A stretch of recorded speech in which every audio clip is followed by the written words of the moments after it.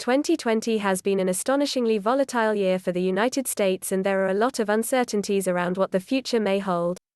Should another financial crisis befall us, rendering a number of too big to fail banks insolvent, things will work differently now than they have in the past. The good news is that taxpayers will no longer be forced to bail out these large banks. The bad news is that these large Wall Street banks can now legally bail themselves out internally, in what's referred to as a bail-in, which uses depositor funds. This is because of the Dodd-Frank Act.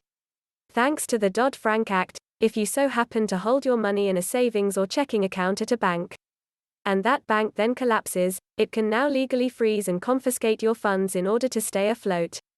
This works well for the bank. It no longer needs to rely on the federal government to save it from bankruptcy, it can simply dip into your deposit accounts to stabilize itself. What do you get in return?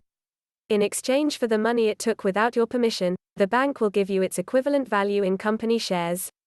In other words, if a bank fails, it can legally take your money without asking, and give you shares in its failing operation in return. Is this legal? Yes.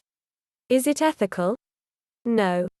If you're lucky enough to hold your money in a bank that doesn't collapse in the event of a major financial crisis, then your banking institution will likely have to pay fees to help recoup the money spent in stabilizing the other banks that had failed. And if you are keeping your money locked away in a safety deposit box in a bank, the banking institutions also have the right to confiscate and use those funds.